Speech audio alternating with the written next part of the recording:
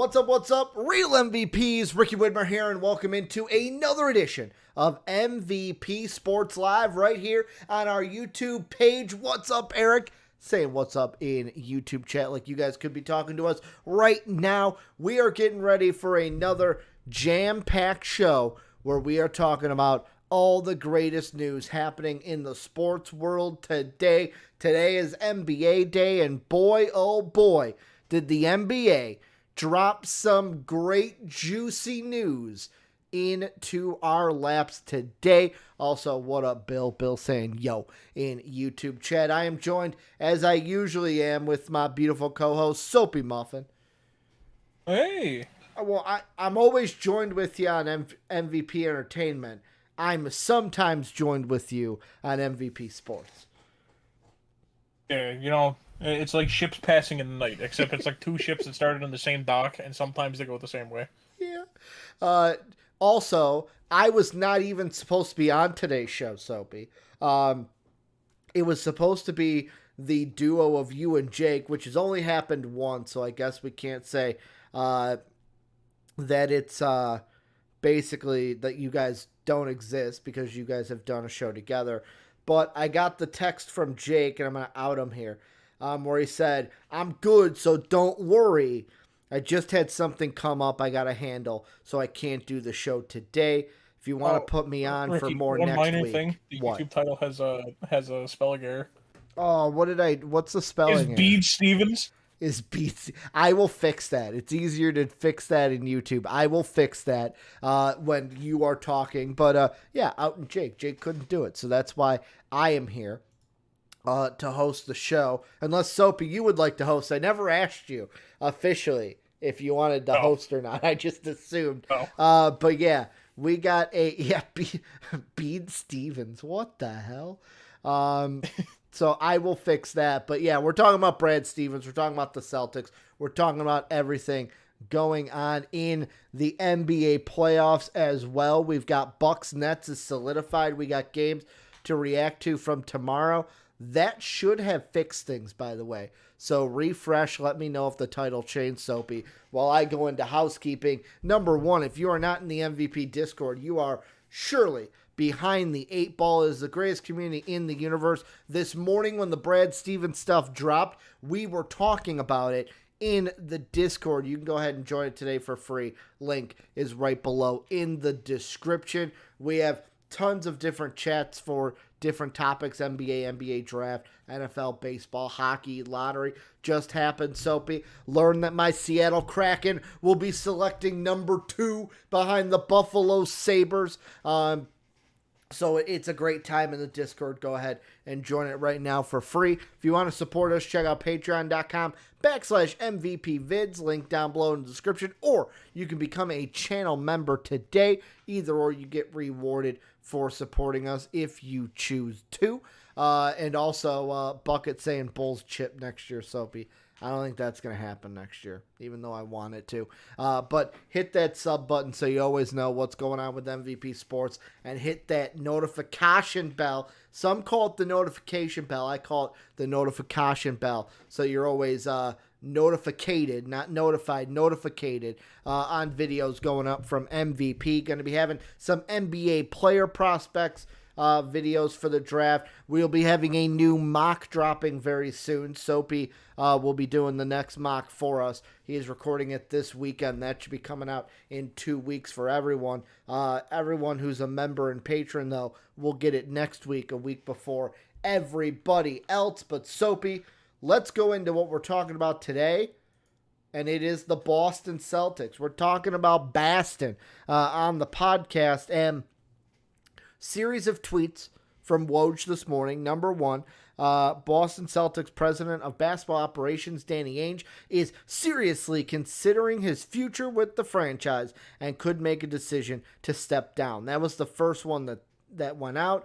Then he said is expected to step down. Then the news came out that Brad Stevens is moving into the front office on a full-time role, and Celtics are expected to start a search for a new head coach. Celtics staff and coaches have been informed on changes, and then the fourth Woj tweet was Ainge has been contemplating leaving the job for several months and had been talking about possible succession plans with ownership.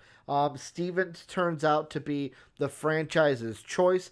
Ainge also moved from head coaching in the NBA to a front office with the Phoenix Suns. So, Soapy, we're going to dive into coaching. We're going to dive into who they should select with their coaching search later. But right now, let's first focus on Brad Stevens. The thing that I'm going to say first is ding dong, the witch is dead. If you are not throwing a parade right now in Boston, you are surely mistaken. If you are a Boston fan, this is a time for celebration. Danny Ainge is gone. The fact that you'll never trade a draft pick is gone. We'll discuss if Brad Stevens is the guy. But Soapy, the first thing I want to start off with is this is very, very happy days in Boston that Danny Ainge is no longer the basketball president operation. Oh yeah, absolutely. It's a wonderful thing. It's changing of the guard, and it's the fact that we no longer, Ricky. Sadly, we're not going to ever get the, we tried to trade for the star. We offered Tatum, Brown, draft picks, the fucking keys to my car. Firstborn child. My firstborn child. Yep. No, we're not going to hear those excuses anymore. It's a sad time a little bit, but it's the end of an era, some would say. Yeah, I think it's a very good thing that they're moving on from him. Mm-hmm. The fact that Ainge had been showing that he was not the GM that we all used to think he was, of where he absolutely swindled the franchise, and didn't really get anything out of it besides Tatum and Brown. But besides the point, I'm not going to rag on the Celtics this episode. This is us actually talking about and having a discussion about them. Mm-hmm.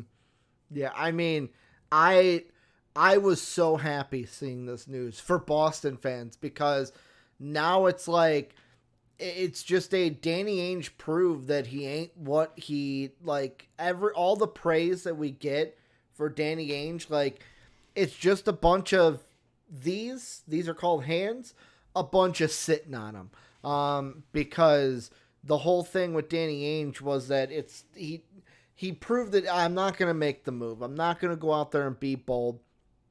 I'm going to be safe and not make a move. That turns into Brad Stevens now. Brad Stevens was the head coach of the Boston Celtics. He is now the new basketball operations guy for the Boston Celtics. Soapy, I will ask you, is he the right man for the job? Is this something I've always said when people are like, well, maybe Brad Stevens will get fired. I would always be on the train of he shouldn't be fired, but I was like, he will probably be a scapegoat for Danny Ainge. Thankfully, that did not happen. That Brad Stevens did not get fired. He did not deserve to get fired. Danny Ainge was the one that deserved to get let go. And I love how today in the Discord, when we were talking about it, Sam or Mad Rogue, someone said something about, oh, wow, it's great how he was able to resign. And I went, yeah, resign. Basically, ownership said, hey, buddy, you're fired. But because we like you, we're going to let you resign and save face unless you refuse to. Then we'll come in Vincent McMahon style and go, you're fired! I'll ask you, though, what do you think about Brad Stevens? Is he the right man for the job? I think it's an interesting one because obviously, we do have confirmation that he had helped construct the roster. Mm-hmm. So, obviously with that, I raised an unexpected red flag with me of we kept giving Brad Stevens a pass of he doesn't have enough talent on the team, but if he's not trying to make the team better. Yeah, but here's the thing. He might have, that is so vague of I helped construct the roster. Danny might have... I gotta step away for a second. Okay. Danny might have asked him, you know what do you think about this? I don't think Brad Stevens was making any moves, though. It was all Danny. Danny Ainge was the one to where it's he was the one not making moves. He was the one at the end of the day making the draft picks. To where now with me, I'm kind of in I don't want to say I'm in the middle. I am definitely more on the side of I think that Brad Stevens could be good as the basketball president of basketball operations with the Boston Celtics, because the first thing I thought of was drafting. That's the first thing I thought of, and the thing that, I mean, he's a little bit further away from it now. Let's see how many years. It escapes my mind how many years not Danny Ainge, Brad Stevens has been with Boston. Let's see, he has been there for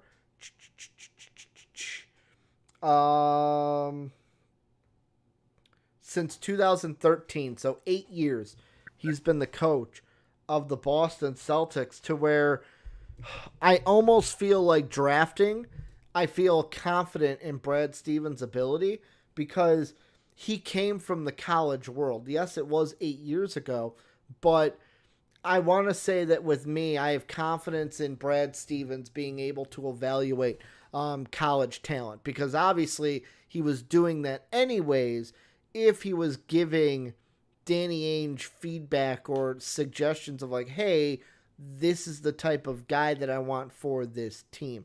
I also feel like Brad Stevens will be a guy to where there will be that kind of cohesion that you need between front office and coach that seemed to be there but wasn't there between Ainge and Stevens. Because let's be honest, like when Soapy says, well, Brad Stevens had some say in the roster construction, I don't think Danny Ainge every move was going, hey, Brad, what do you think about this? It was more of, I'm Danny Ainge. I know exactly what to do. Let's see. Bill says, is coaching going to dip because Stevens isn't the one coaching? I mean, I would say it depends on who they get. Like, we're going to talk about later who they could get, but like when it comes to a front office standpoint, I feel like I have confidence in Stevens in the draft. I have confidence in him evaluating college prospects. And like the thing that I like about this too is he's been in the league for 8 years. He's been able to, I would say, hopefully build up some contacts within the NBA, whether that just be coaches, but now he gets to do it front office wise. I feel like Brad Stevens will be a good president of basketball operations for the Celtics. And he'll be one that I think also, it's kind of like the new like the changing of the guard, where it's like you're coming into new times. Well, guess what? Brad Stevens is going to be that fresh air that comes in, to where if there's a trade that needs to be done, guess what? I'm going to go ahead and pull that trigger. For example, Soapy, I look at Kemba Walker, or Kemba Walker, as we call him on the podcast, because maybe Danny Ainge didn't want to trade him. Let's say Brad Stevens does, Kemba Walker's going to be gone. Well, I mean, and also on top of that is, you have to find someone who is willing to take him. Exactly. And I don't know how many people are willing to take Kemba. Mm-hmm. Yeah. I think as well, the main thing, in my personal opinion, I think is going to massively change is there's no longer that looming cloud of like Ainge traded IT while he was hurt. Mm-hmm. Of where players may have been like, I don't want to be around fucking Ainge. Yeah. Where now it's like, okay, like that looming cloud is kind of gone. Obviously, who knows if that's going to stay? It's just like, and like, do I want to play in Boston because like Stevens was involved? I don't know if that cloud completely goes away, but I think it at least disperses a little bit of where we could see players think about signing with Boston. You bring up that, but you also look at, yet again, Kemba leaves, Hayward leaves. How much of that was, I would look at that and go, like, especially the Kyrie situation of maybe the reason Kyrie left was, hey, I didn't like the situation here in Boston. Well, why didn't he like that situation? Danny Ainge. That's what I look at. It'd be more of like Danny Ainge's influence on the organization than Brad Stevens as the coach. I mean, with that though, like with Kyrie, there's a lot more like moving pieces with it.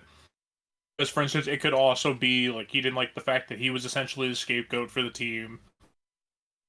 Like he may not have liked Brad Stevens as a person. I don't know how Brad Stevens is as a person. Yeah. I don't know him personally. As much as I I got his phone number in my phone, but I don't call him that often. But I mean, yeah, I think it's just I think Brad Stevens is going to step in and do a fine job. I don't know if he'll be like insanely good. Yeah. I heard like the tail end of like the draft conversation. I think as well, like Brad Stevens kind of knows what his team is good at doing, especially with being there for 8 years and like working with that training staff. Like for instance, they may look at it like, okay, like this is what we're good at, this is what we're not good at. I now have more direct influence on like who's in our coaching staff, who like essentially like he doesn't completely back away as a coach. Yeah. Like he still has that basketball mind that could just be like, okay, like hey, I don't like that you're doing this. Try seeing like running something like this. Yeah. And I mean, where I think we could see essentially almost him coach from the head of basketball operations standpoint. I don't know if I like that though. You know what I mean? Like, if you're gonna hire a coach, let the coach come in and be the coach. You know what I'm saying? But I do agree with you that I think that he knows this team. He's coached it for 8 years, and I feel like whoever they bring in, and maybe we switch over to that now of like who the Celtics could bring in as their next coach. I feel like the thing that is going to happen with their coaching staff, and I want to pull up a tweet that was put in the Discord. So basically, you had mentioned this before we went live, Soapy. I'll read it now for everyone. League sources tell The Athletic names to watch among outside candidates are former Celtics assistant and current Duke women's coach Kara Lawson, as well as former Celtics Sam Cassell and Chauncey Billups. Further candidates will likely, at the very least, include free agent coaches Lloyd Pierce and David Vanderpool, Lakers assistant Jason Kidd, Nets assistant Ime Adoku, Spurs assistant Becky Hammond, Bucks assistant Darvin Ham and Charles Lee, and University of Michigan head coach Juwan Howard, if he throws his hat into the ring. First thing I will say is Juwan Howard, if he throws his hat into the ring, he's a coward because he knows he can't beat Illinois. He's trying to run from Illinois. He can only lose by 30 to us. But the thing that I think with the coaching search is to go along with your point, Soapy. Brad Stevens is going to bring in a guy that he can work with. He's not going to bring, I don't think Brad Stevens is dumb enough to bring in a guy that he'll butt heads with. They're going to bring someone in that it's like, okay, you're going to be the one coaching games, running practices and stuff, but you and I are going to be a team. It's kind of like what I hear from Motor City Dan Campbell and the Detroit Lions now on the NFL side of like, hey, we're a team. Part A, part B, we got to work together in construction of this team. I think that Brad Stevens, it may not be hey, I'm an extension of the coach, but it may be something of like, hey, I'm not going to be out there going through the grind of coaching, but like you and I are going to work together in order to put the best team in place, have the best strategy that works for this team in order to try to win a championship and bring the Celtics back to title relevancy.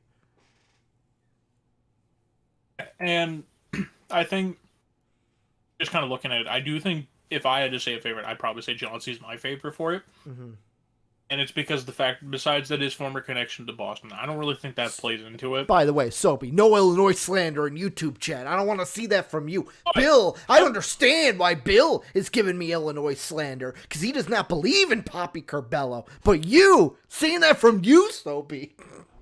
I mean, to be fair, I also root for the worst of the two Michigan teams, so... I mean, come on. You and I, thing we got in common is we can hate the Michigan Wolverines. Well, yeah, but I also can feel sad that the Michigan Wolverines are better than the Spartans because Emoti Bates fucking backed down like a coward. Yeah, yeah. Well, also, I feel that too. Adam Miller backed out like a coward. Yeah, I think Chauncey would be my favorite. I would either say Chauncey or a name that wasn't even listed on there, which Eric brought up in YouTube chat of Eric, Okay. Kenny Atkinson. Uh-huh. I think one of those two because they're both incredibly intelligent and like they're still learning. Like Yeah. they're still and obviously I know like that sounds bad because this team could potentially be a Mm-hmm. like a playoff contender. Like this is a team that when fully healthy, not dealing with any of the like COVID issues or anything, is a team that's pushing for like upper seeds in the East, pushing Mm-hmm. for the Eastern Conference Finals. But I think someone like Chauncey, who's such a smart basketball mind, Mm-hmm. pairing him with someone like a Brad Stevens, who is also incredibly intelligent and knows the game of basketball like the back of his hand, Mm-hmm. I think that's something of if you can get assistants around Chauncey to kind of cover weak points in his coaching, Mm-hmm.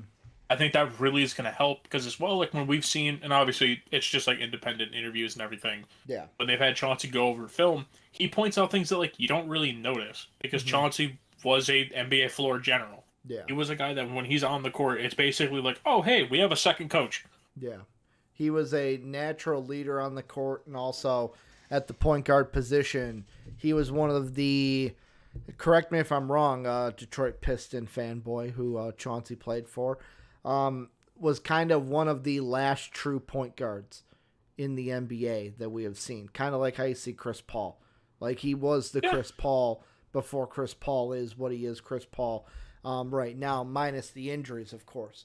But like Oh, I actually have another name to throw out. the one name I'm gonna mention before you give yours is I kind of hate that Becky Hammond's name is on here because it's like, is this gonna be another thing where Becky Hammond's name is on here? Everyone gets hyped up that she's finally gonna get a coaching spot, and then she doesn't get hired for it. Although I know your theory that she is already the successor to Pop, but like I feel like that's a one where it's like, really? We're going to throw Becky Hammond's name in there just because we're going to throw Becky Hammond's name in there? Yeah, I think it's mostly just like just throwing like a Mm. wide net and hitting everything. Yeah. Do you want to hear the potential coaching player that I'm thinking of? Jim Boylan. No. I'm not making this a shitlord take like I was saying earlier in the Discord that David Fizdale is going to sign. Oh, I was going to say David Fizdale? David Fizdale? No, this isn't a shit take one. This is an actual take that I think could happen. Terry Stotts after he gets fired from Portland. No. Rajon Rondo, if he retires this year, could step into the coaching position. I would love Rondo. I would love Rondo as a coach. I think he's so smart of a player. The question is, would he want to coach? That's the only thing. I mean, I think he would. Like, he seems like a player who's going to step into coaching when he gets away, and as well, like, he's going right back to the franchise he won rings with, or I shouldn't say rings, a ring. Yeah.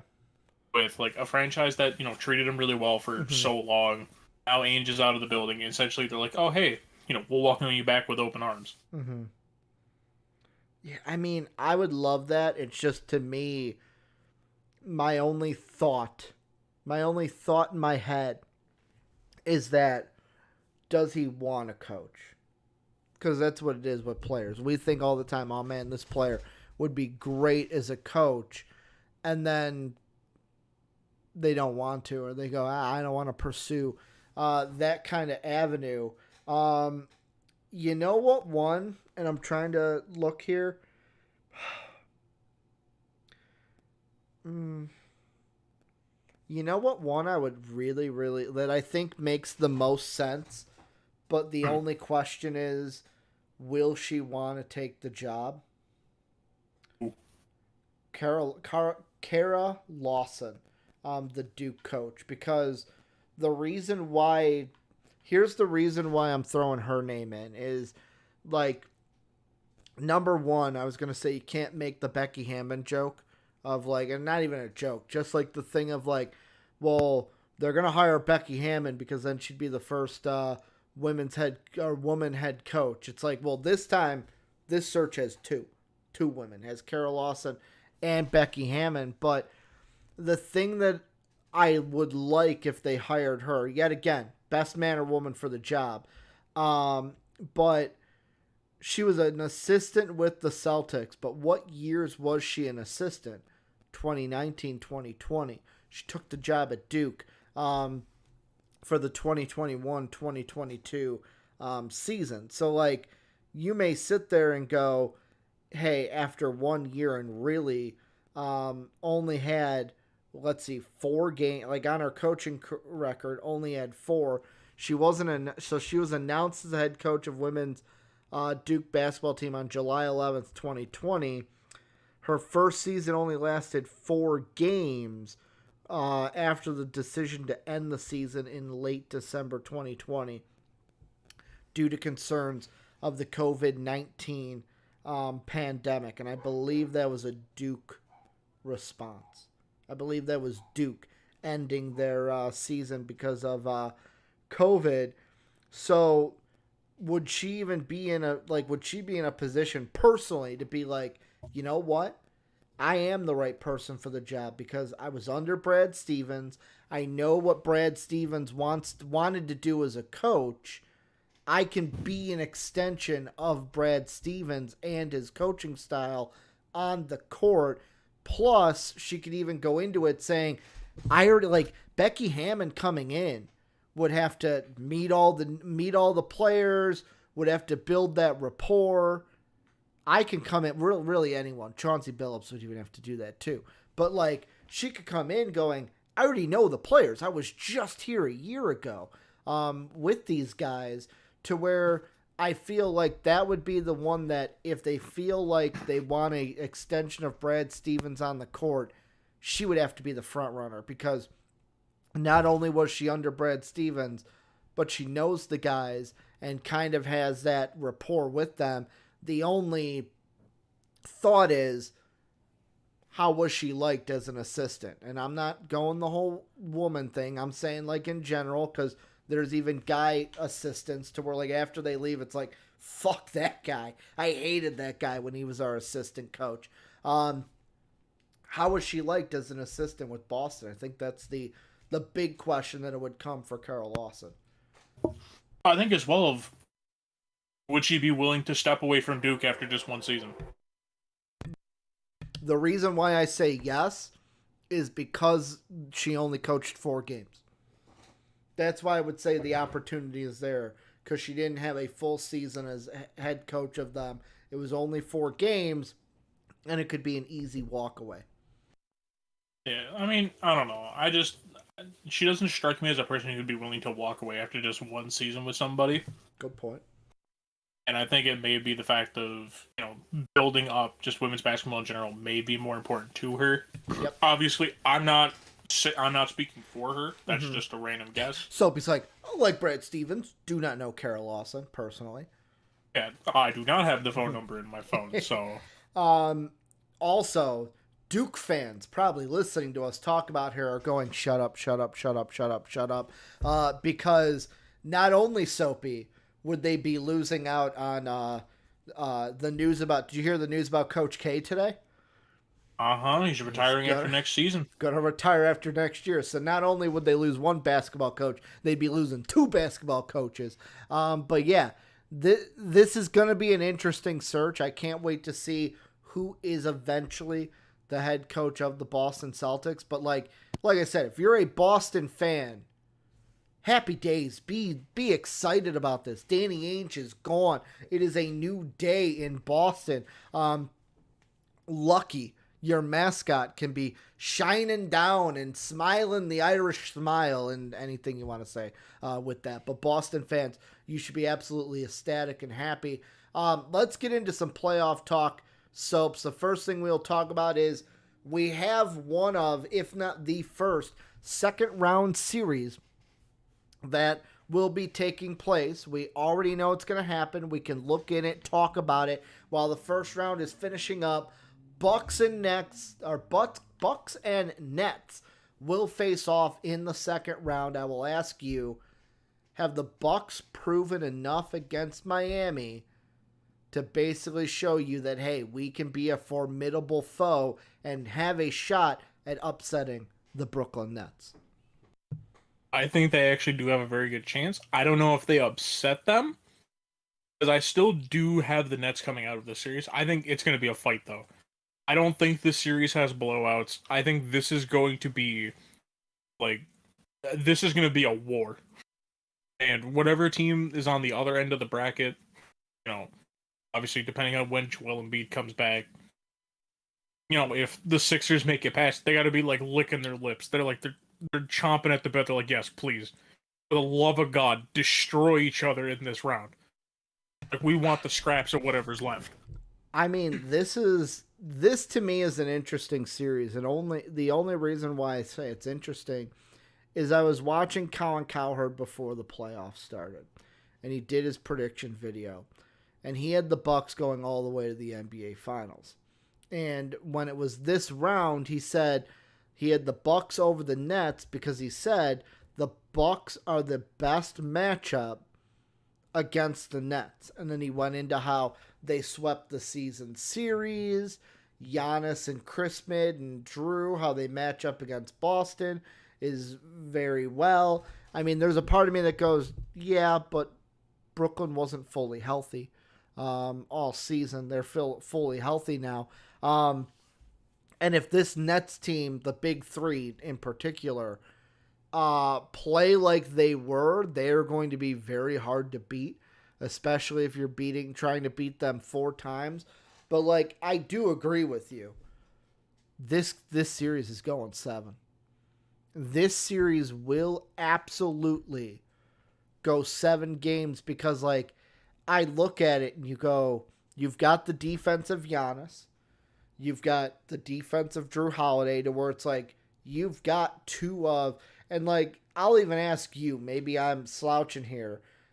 Chris Mid is no slouch defensively, correct? Chris Mid is a really solid defender. He's not, like, all NBA level. Yeah, he's not but he's, like, down. just below that type of letter. Yeah, so, like... Yeah, like, it's he alters your shot enough that you don't shoot the same percentage as you normally will. So, I mean, theoretically, on paper, you got 3 guys that, hey, we can at least match these 3 onto. I would probably say, what? Giannis on Durant, KD. Chris Mid on Harden, Drew on Kyrie. Yeah. Or you could swap Chris Mid and Drew. Like, it doesn't really matter. I mean, just depends on who those ones. It's essentially just who are you more scared of. Because like Kyrie's more of the scorer, but at the same time, Harden's more of like that just does everything for the team. Well, that's the thing for Brooklyn. What was it, last night? I'm watching that game, and before the game, I'm going, okay. I'm like, Kevin Durant is probably going to have 30 points. I'm like, Kyrie has been scoring. There was, and yet again, this brings in betting, but it goes into James Harden. Like, there was a super boost. Hey, James Harden to get 25 plus. I was like, dude, James Harden hasn't had 25 plus in any games this series.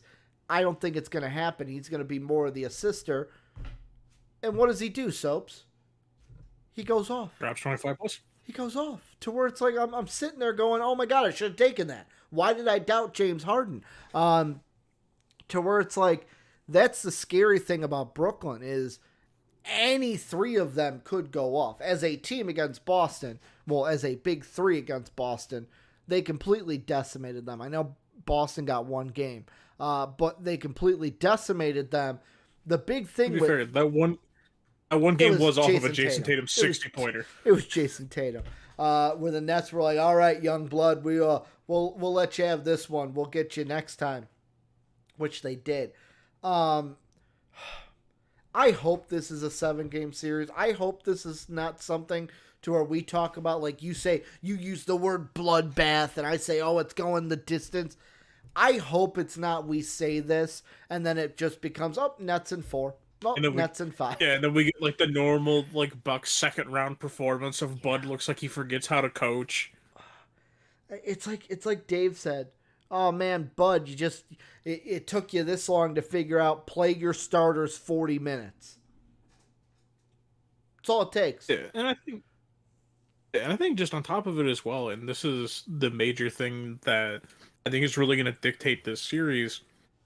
I think the Bucks can squeak it out if they can at least contain 2 of them, because The Bucks offense is good. Like, it's been very good this season, and as Mm-hmm. well, the Nets are a terrible defensive team. Yeah.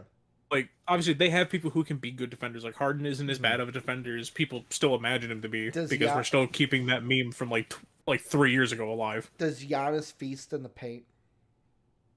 Oh yeah, like I honestly think if he gets past KD on the perimeter, it's like, Mm-hmm. all right, yeah, guys, clear the paint out. It's easy points. And Like, I like don't think Jordan's stopping him. I don't think Claxton's stopping him. the question I'll ask you is, who out of the big three do you dare to beat you? Who are the two that you personally would be like, I focus on him and I focus on him. If this one of them beats us, hey, that's it. I would dare Kyrie to beat us, Okay, that's what I was thinking. and it's because the fact of I think it's Kyrie impacts the game. Like, obviously, I'm not saying Kyrie's bad. I'm prefacing it with this. Kyrie's main thing he brings to a team is that ability to score at such an elite level. Yeah.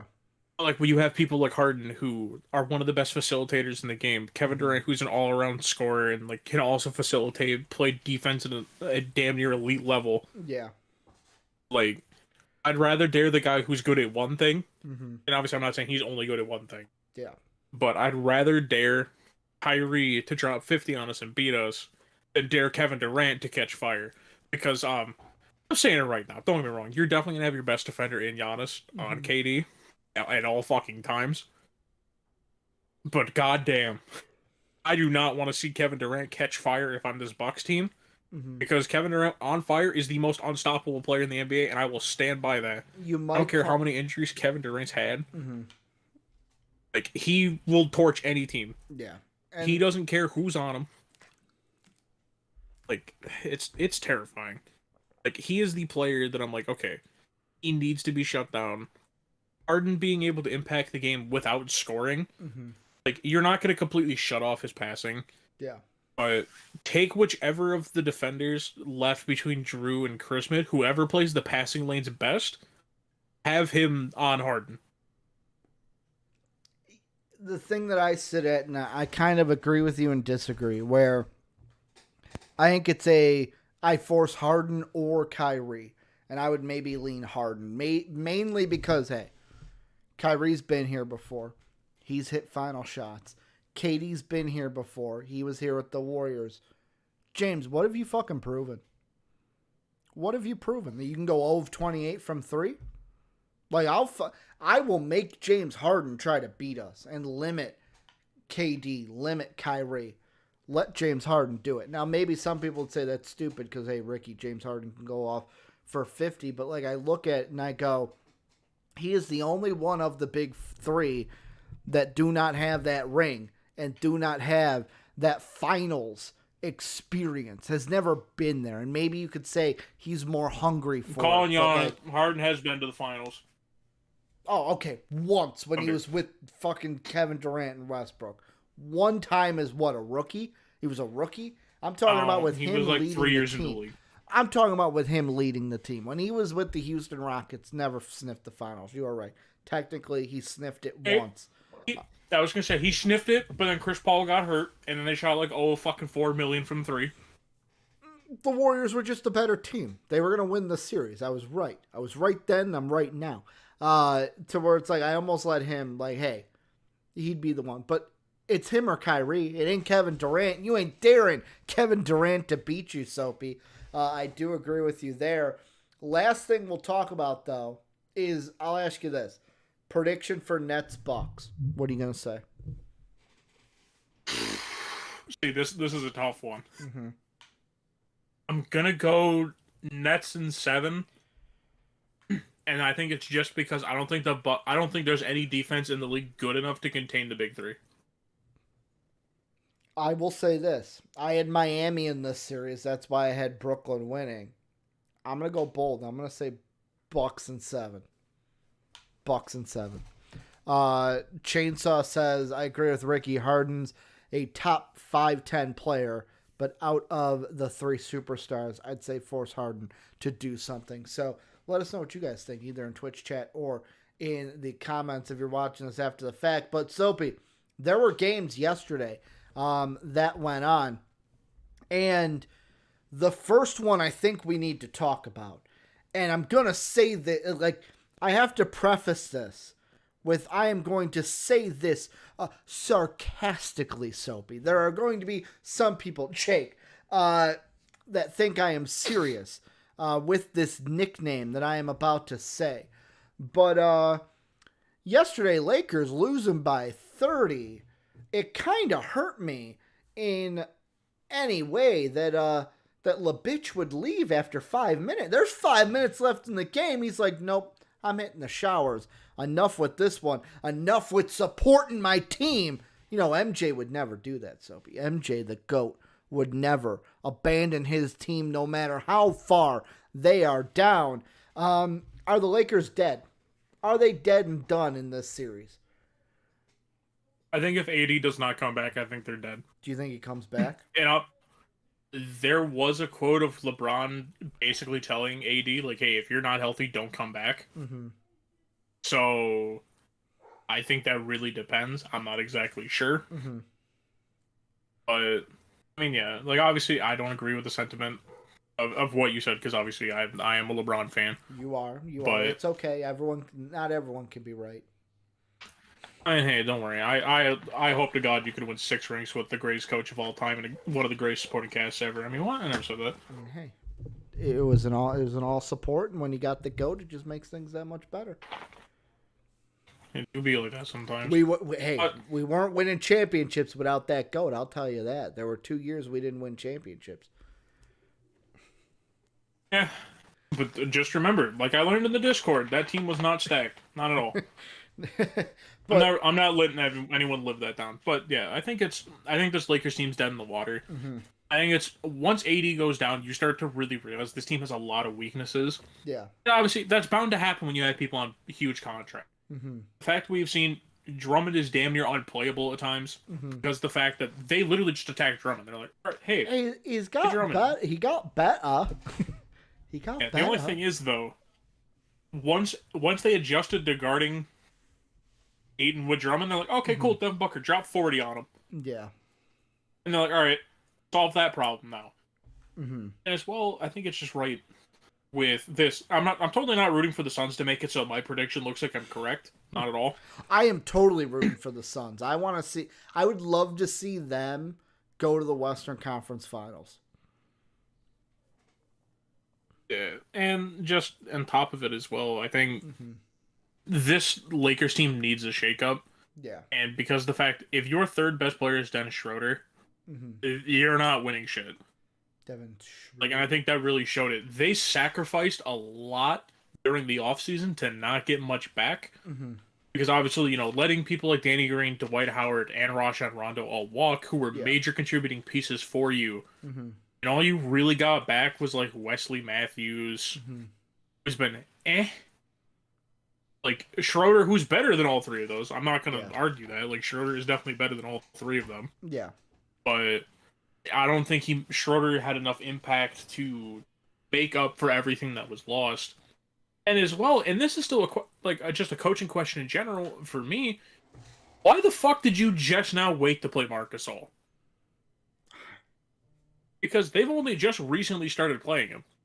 Like, don't get me wrong, I will say this. He only played 10 minutes last night, though.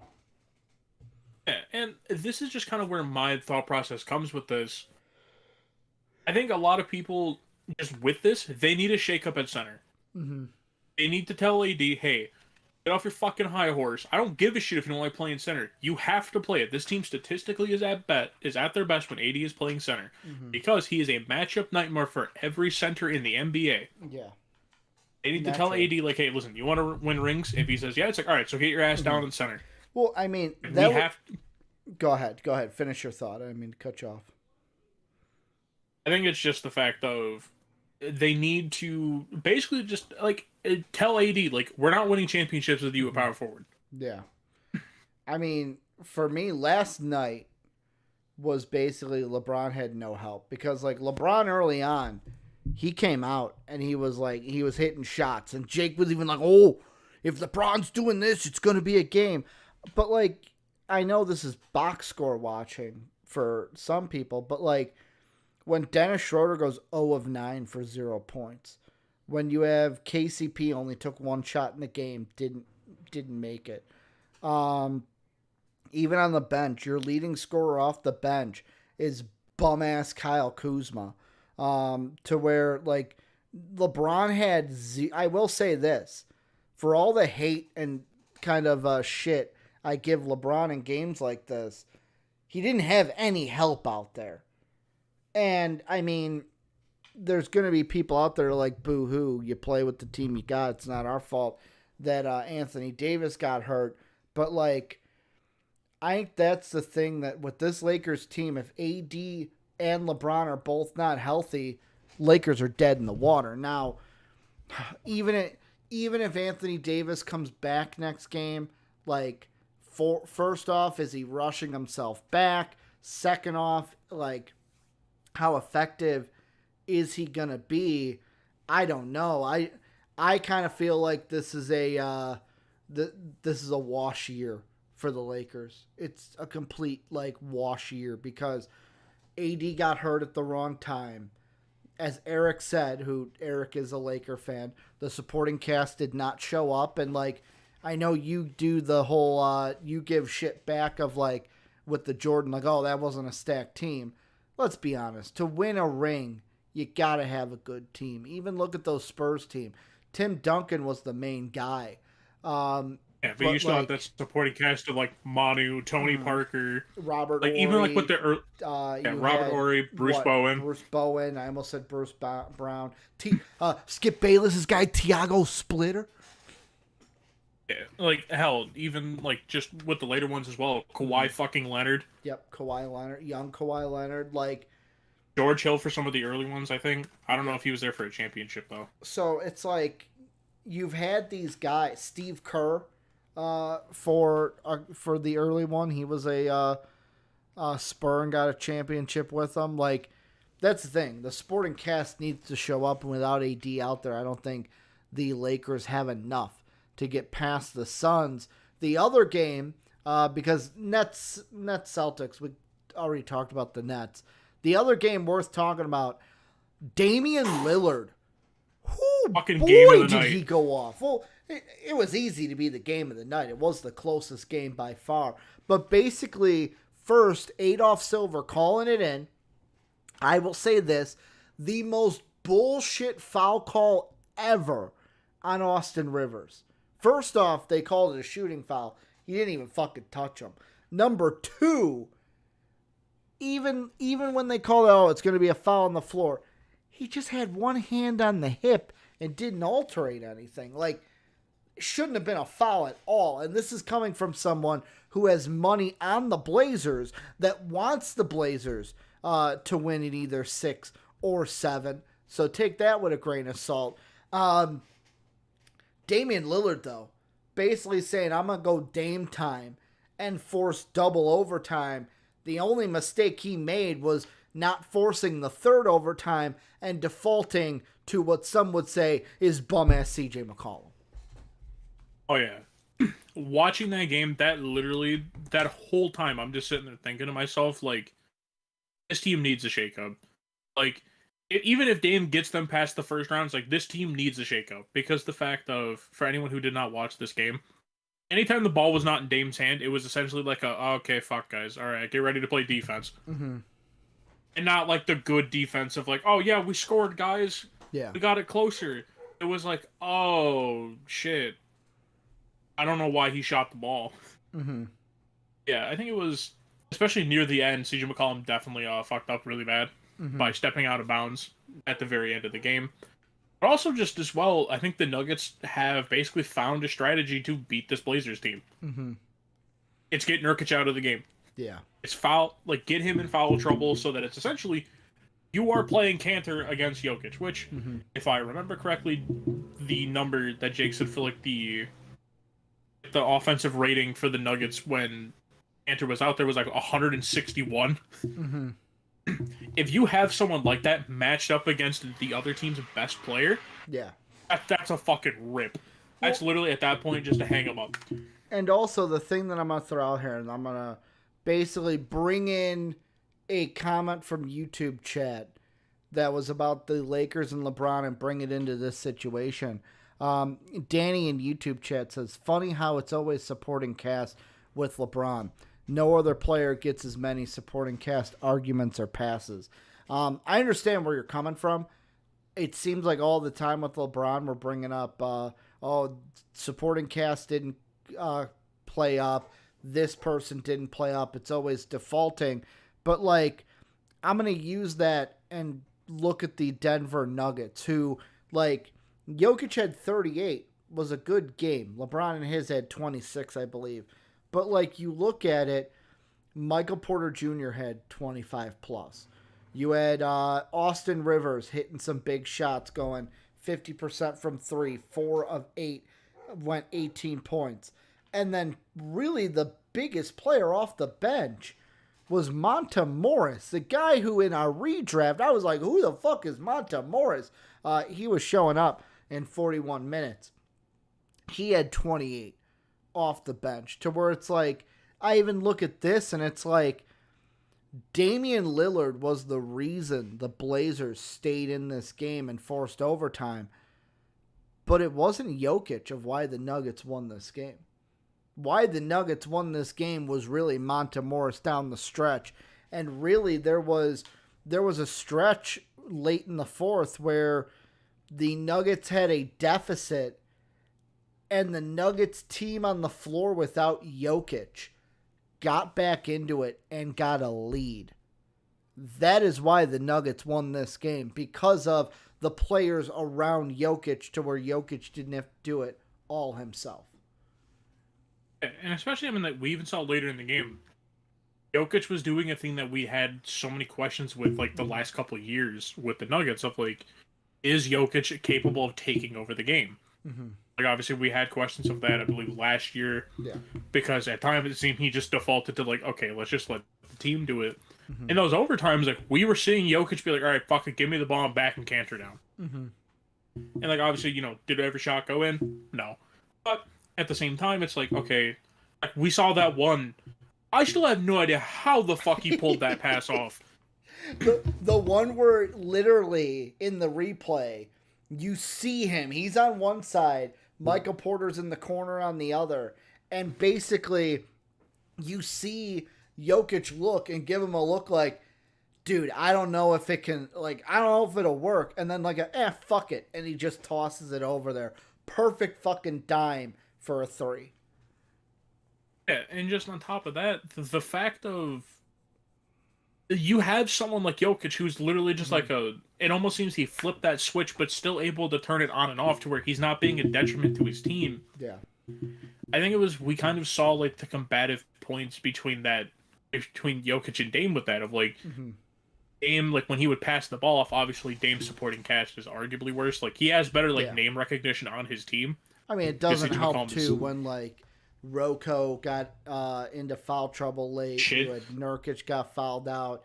CJ making the whoopsie error of stepping out of bounds. Yeah, boneheaded play. Yeah, and just on top of that, where it basically was a tale of two stories. It was literally Dame willing his team to just keep losing every quarter. Yeah. Because we'd always see every quarter, it started off the exact same for the Nuggets. They'd start out hot. It literally would be first shot was a 3. They're like, all right, fuck it. We'll match you blow for blow. Mm-hmm. Of where it got to the point where literally Dame couldn't keep up with him anymore. Mm-hmm. And, like, I'm not saying that as, like, a knock against Dame. Like, Dame was fucking phenomenal. This is probably the best playoff game I've ever seen in my life. Like, besides the 3-1 comeback, like, Game 7. It was phenomenal. I can't wait to watch it. This will be a game that I know, like, I, and Jake sit in Twitch. Not Twitch, in Discord. And sometimes we'll hang out and it'll be like, oh, let's watch an old basketball game. We're probably going to rewatch this one at some point. Oh, yeah. We are probably going to find it on YouTube to rewatch it. Yeah, anyone who did not see this game, implore you to find some way to watch it. Yeah. Even if you're watching the fourth quarter on. Oh, yeah. It's like, it's just the fact of, like, obviously, don't get me wrong. I will say, like, all that all those second court, like all the overtimes probably wouldn't have happened if they actually had good refs. Yeah, well, Not I good mean, the match first refs because they're overtime, not going to get better. the first overtime wouldn't have happened if they actually made the right call and didn't call foul at all, and it was just Denver ball. Yeah, but I'm kind of happy that they fucked up because it's like that was such a good end. Yeah. Yeah, I think obviously I have the Nuggets moving past in the series, so I love to see the Nuggets go up on the Blazers. Do you think the Nuggets close the series in Portland, or does it come back to Denver for Game 7? I think they can close it. It's 7, baby. This is the series. I said at the beginning. I'll say it now. It's going the distance. This was the series. I was like, it's going to go the distance, and I think that it does. Today it does. I think they play. I gotta double check. They don't play tomorrow. I think they play Friday. Is Game 6? Let me see. I had closed out my NBA scores. Also, by the way, Sixers Wizards ties at 70. Oh, they are tomorrow. Okay. Yep. Damn. There's a couple series that could end. Tomorrow, you've got both of them. Lakers could lose. Portland could lose. I guess Friday's got a couple that could end. I guess that makes sense because you got 4 games going on today, and the other 2 series are those. But that is going to do it for MVP Sports Live today. Yeah, we're not going to talk about the live games. We're going to talk about how the Wizards are going to come back from 3-0. We can talk about those. We can talk about those on Friday. That's right, because tomorrow's MLB with Jake and I.